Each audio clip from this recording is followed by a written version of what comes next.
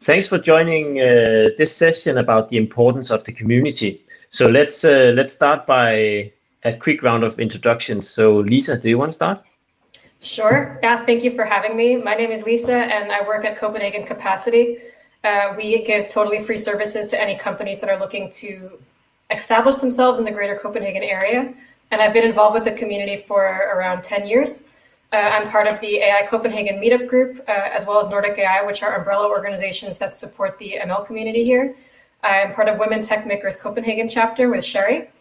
I have a site called Nordic Startup Bits, which covers early stage startup news. And I've also been part of many other events, for example, Tech Barbecue and things like that. So just a little bit here and there. Awesome. Welcome, Lisa. And Morten, you go next. Yeah, my name is Morten. I work for a company called Umbraco here in Denmark. I am part of the Azure user group and the Copenhagen.dk user group, and have been engaged with communities, I guess, for the past 10, 11 years, since I started engaging with Umbraco, and do a bit of conference speaking, mostly organizing meetups and community conferences here in Copenhagen. Sounds good. Welcome, Morten. Marilag. Hello, thanks for having me. My name is Marilag Dimatulac, and I am one of the volunteer organizers of Azure User Group Denmark. And I'm also the organizer of Azure User Group Manila. I know it sounds crazy running two communities from two sides of the planet, but I can assure you that it's perfectly doable. I am a developer by profession. I have been coding since I was 16 years old, which is a long time. I'm so passionate about programming that I started my own software development company called Device. It's been running for 4 years now, together with amazing people from Denmark and the Philippines. And I live north of Copenhagen. I have 2 teenage kids, 2 birds, and 5 chickens. Okay, welcome, Marilag. Thanks for that. Over to you, Sherry. Yes, welcome everybody. Morten, shall we start with you kind of that clarifying that what is the community? Yeah, well, so I think from my perspective, a community is a group of people who has a shared interest in a specific topic. So especially when we talk about tech communities, people who join in a community have a certain interest in something like Azure, for example. And they take part in the community by attending meetups, for example, or talking at meetups, sharing knowledge, networking, and stuff like that. Okay, super. So thank you, Morten. And now I have a question for all of you again. So what sparked you to invest your time in creating and leading these communities? And also, how did you become a community leader? So Marilag, why don't you start on this one? Sure. Well, since I was young, I've always enjoyed hosting events for different causes, whether it's for the school or for our neighborhood. And I think it's because I really like being part of these events or joining them. I get a lot out of it. And there's just something special about doing something that you really like together with other people who has the same interest. It just makes you feel motivated, more inspired, and that you can do anything because you're backed with a lot of different people. But when I moved to Denmark, I felt a little bit disconnected because I didn't know anybody. So one day I just decided to volunteer as a speaker. And then I just sent that email to that guy over there. Thank you, Mr. Morten, for having me. And I would just say that changed everything for me. And I'm feeling so lucky that I met a lot of nice people and that it gave me the chance to be a part of this, not only as a participant, but also as a leader. And what I'm hoping to do is that I can also give the same opportunity for someone else someday. Yeah, it sounds good. So Lisa. Yeah, my answer is not so nice as Marilag's, but I joined because as an immigrant in Denmark, I think you start a couple steps behind when it comes to your professional network. And I really needed to expand mine if I wanted to get into the type of field I was interested in. So I started to get involved with community building as a way to kind of just expand that network. And of course, it ends up being very sticky, and it also becomes something that you do socially and really, really fun. And then you will also find that it's a good way to not only grow your network, but also to continuously upskill yourself and make yourself better in your own field and learn more. So I'm still here. So true. And Morten? Yeah, I think for me, it was my first introduction to communities was back in in 2009 when I attended my first Umbraco Code Garden conference. And that's where I really got a sense of what it means to be part of a developer community. And then from there, I kind of started organizing meetups first around Umbraco, because that's a company that I later joined, like 2 years after being introduced to the community. I joined the company. And then from there, I started in 2014 organizing meetups for the Azure user group, doing a bit more conference speaking. And then even more community stuff now, also doing a bit of the Copenhagen.net user group meetups and community conferences, bigger community events and stuff like that. Great story, all of you, and I'm actually super happy that all of these community events made me to get to know all of you. We all met in a different user group, the different kind of that conferences, and that's so great. And I have a question again for all of you. That can you tell me the 3 top things that you all learned by getting involved in the community, especially as a community leader? Morten, shall we start with you? Yeah. So I think one of the things that I learned, I mean, I guess as a Dane and someone who's always been shy in nature, was to be open and engaging and talking with complete strangers, something you kind of forced to when you join a community. So I think for me, that's one of the top things, learning to be open and meeting new people. And then another part of it is becoming a better conference speaker. Speaking in front of a big audience is something that I've learned as well and become better at through this community, and just not being afraid of standing in front of a group of hundreds of people. And then it's finally, what else have I learned? I've learned how to order food for a large group of people, who includes vegetarians and vegans and Yeah. That's true. I can say that I learned all of the things that you mentioned as well. How about you, Marilag? What did you learn? Yeah. Well, aside from the wealth of technical, non-technical knowledge that I learned from the community, I think one thing is after trying to start up a lot of different communities that really didn't pan out, I realized that you shouldn't be discouraged from the dry spells, because like with most everything, there's always a high season and low season. And sometimes there's just nothing happening. You know, you can't find speakers or pandemic happens, but don't let that discourage you and keep going. If you need to pause a bit, that's also okay. Just make sure to get back to your feet and start again when you're ready. Just don't stop.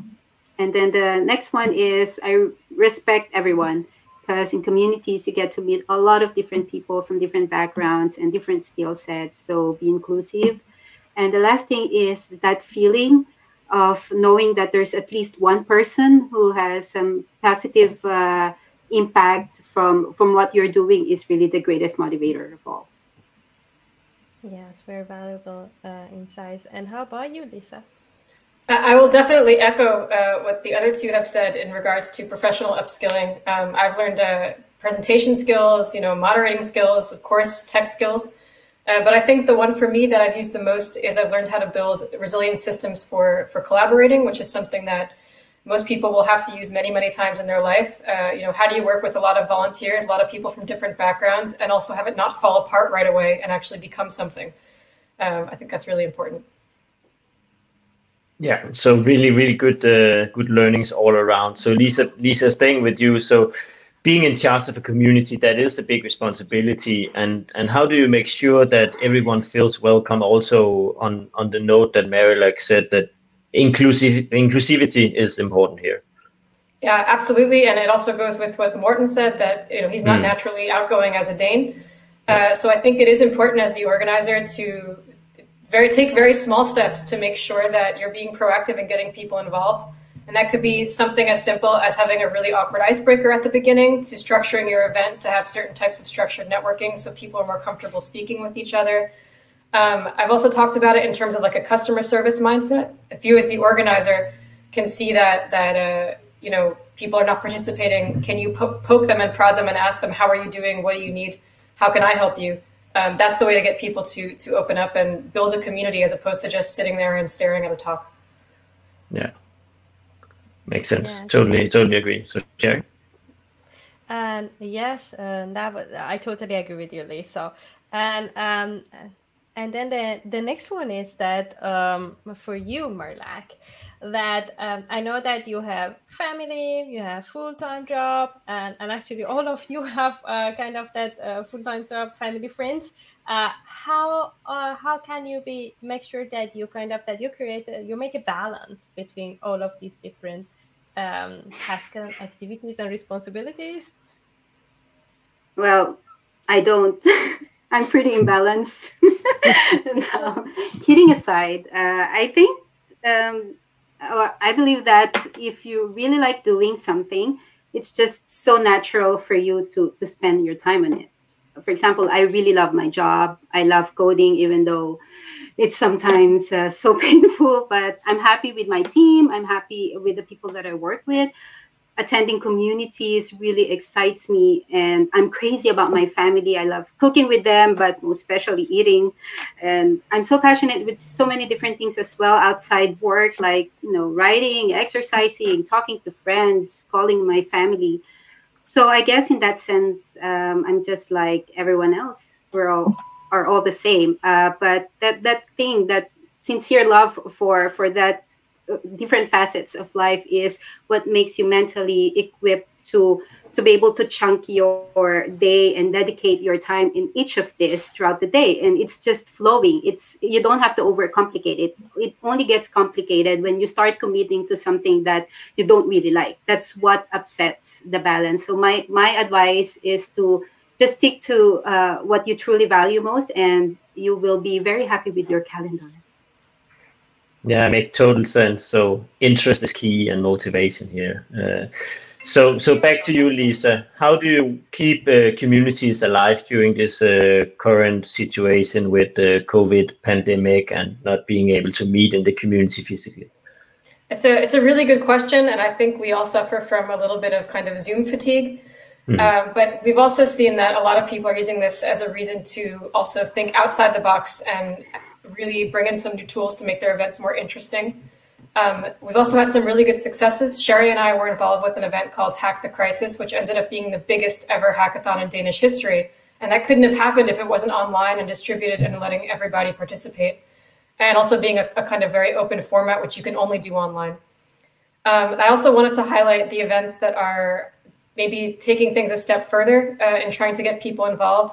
For example, we've seen people bring their networking onto a video game like Fortnite or Minecraft. I actually have a video clip Sherry can maybe share, and I'll give you some background of this. This is a community event called Startup Extreme, and their brand is normally that they help people to connect and network and hopefully raise investments by doing extreme sports together, which of course is impossible to do online. So they wanted to think how they could actually, in a good way, showcase some new startup technologies that they would normally showcase in a unique way in person. So they decided to hire a Twitch streamer who live showcased some of the new technologies. And I think this is a super unique way to do things. And it's great that people can kind of think outside the box this way and make it memorable. So let's see what you guys think. Norway, make some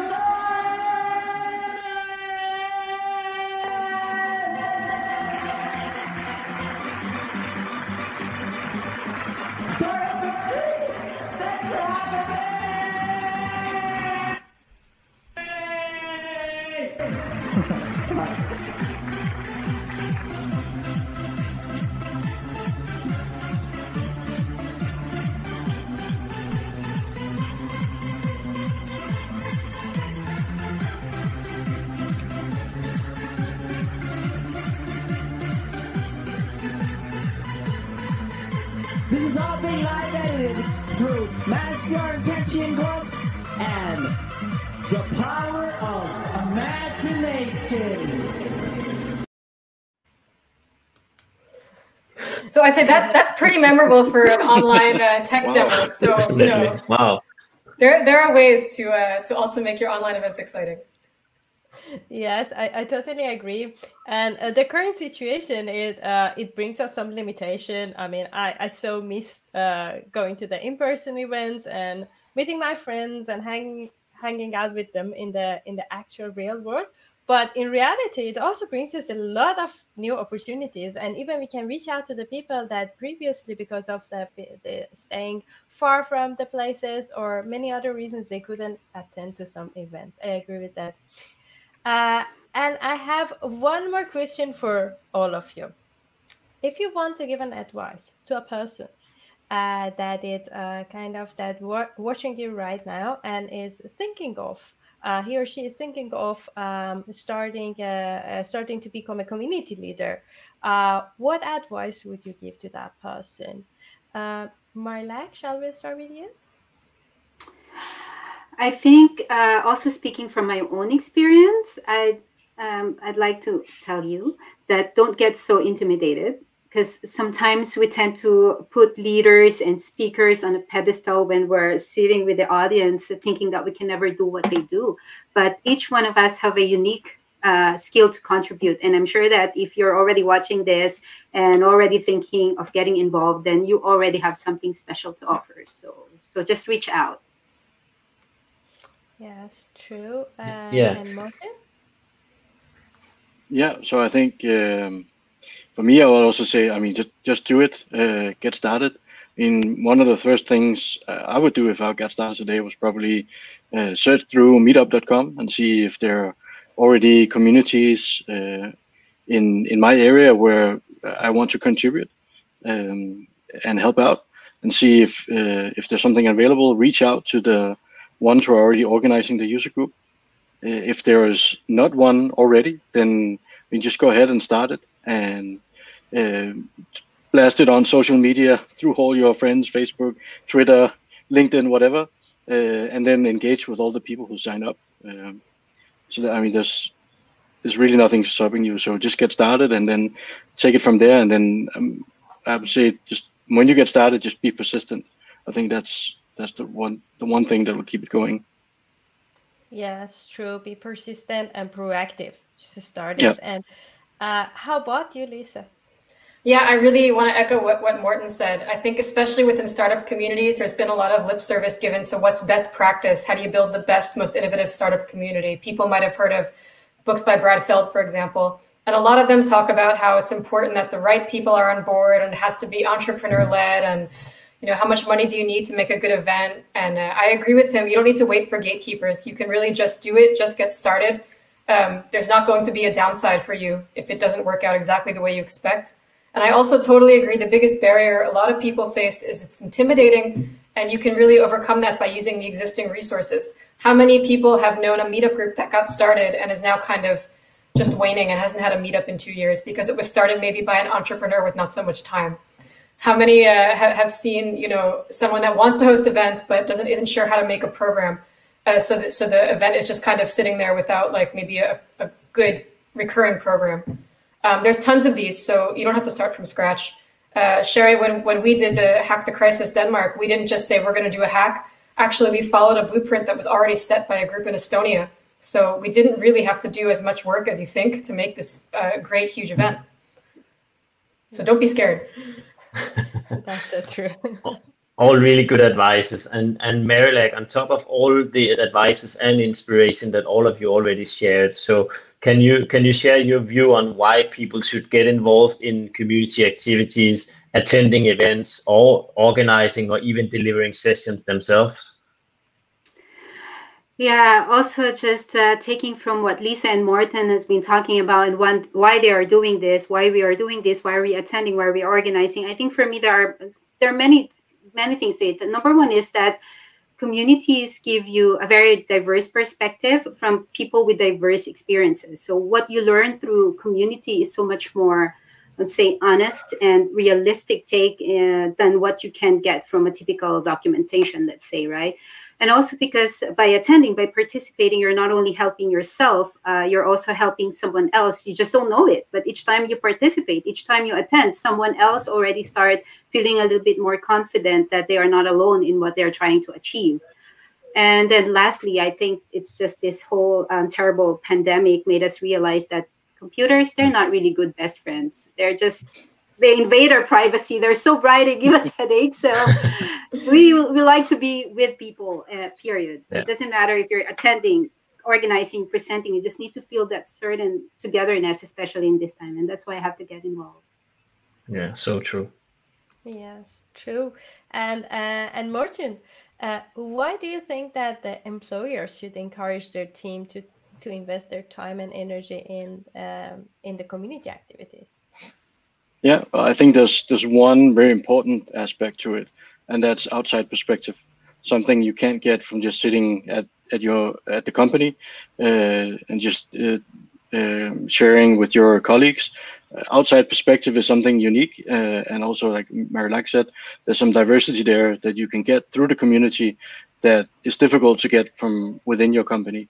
So just encouraging your employees to go out and learn from communities or share in the community. That's even better, right? Share your findings, what you're working on, get perspective from other people who are attending, learn new things. I mean, if you're developing a new product, there's bound to be someone out there who's tried to work with a service that you need to use or have some perspective on it, some experience with it. And then also just, I would encourage employers to also take part in the community and help out by facilitating meetups, sponsoring meetups, providing food, a place for the meetup to take place. That's a huge help for anyone who has a meetup group. And it's very nice to see that when companies offer to host a meetup and sponsor meetup. And then it's also just a good opportunity for the companies to expose themselves and talk about what it is they do, so the community gets to know them. And so if someone's looking for a job or if you are hiring developers, then it's a good place to get to know each other through meetups. Yes, great. And actually, that is what one advice that I always give to the people, that the companies that they are there to sponsor the events and be there to help the community are the best place to actually to work. Yes, I agree. Yeah, that's true. Yeah. So before coming to the end of this panel discussion, I have learned a lot, but one last question to all of you. So I assume in the good old days where you could attend the events, you received a lot of swag and speaker gifts. So the question here is, do you have a favorite? Let's start with you, Marilag. Me, okay. It's something that I received from speaking at Swetag in Sweden. I think it was this year before the whole quarantine, and it's my superhero avatar with me on an orange whatever amphibian kind of top. I mean, it's really, really nice. I love it. And it's also because it's a superhero, but it also reminds me that we are all superheroes. I always listen to this song called Hero by Family of the Year, where there's something that goes like, I don't want to be your hero. I just want to fight like everyone else. And I believe like just during this time, we're all fighting like everyone else, and we are each other's heroes. Yeah. Super good story and nice picture. I know. How about you, Lisa? Do you have a story as well? I'm not as inspiring as Marilag, unfortunately, but I actually wanted to come with a negative example because I was the organizer in this case, where I was flying in a lot of international speakers to Denmark, and I wanted to give them a nice Danish-themed swag bag. So it included some very nice, I thought, licorice truffles. And then at the end of the event, I got some thank you notes. Thank you for the nice event, and also for the interesting candy that my children wouldn't eat. So also think about maybe that there's things that you might like locally that don't really translate globally. So we kind of left the wrong impression with that swag bag, even though the intentions were there. Maybe stick with Lego next time, you know. yeah, that's a safe haven, and also from Denmark. So Morten, what about yourself? I know you also designed a lot of swag yourself. So what's your favorite? Yeah, well, I guess since I I guess I could say, because I'm in the 30 plus, let's just say 30 plus segment, I really enjoy socks, and especially when it's Azure socks. So that's probably one of my favorite things. You can never go wrong with conference socks. Exactly. Good one. Good one. Yeah, everybody needs socks. That's a kind of true. And one thing that I kind of back to what Marilag also mentioned about her personalized portrait. I feel like that's actually one of the things that I personally like them the most, that when you give a totally personalized things to a person, even I have hoodies with my name, that kind of that's a very nice touch. That's to my all conference organizers friends out there. That's a good thing to know.